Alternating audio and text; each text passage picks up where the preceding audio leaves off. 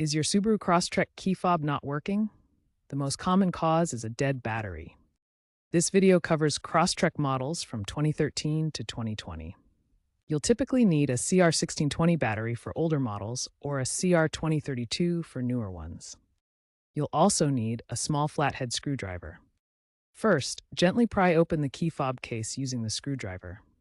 Be careful not to damage the plastic. If the case is stuck, apply some heat from a hairdryer to soften the adhesive.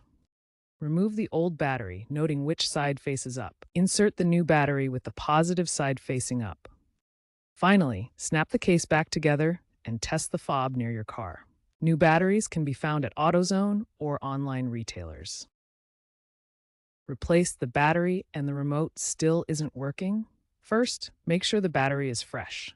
Shelf life matters, and lithium batteries last longer than alkaline ones. If that doesn't work, you might need to reprogram the key fob. For some models, insert the key into the ignition and rapidly turn it to the on position 5 to 10 times. If this doesn't work, a visit to your Subaru dealer might be necessary for reprogramming. Keep in mind that extreme temperatures can also drain key fob batteries faster. If your case was hard to open, this is common for older Crosstreks due to hardened glue. Soaking the case in warm water can help loosen it.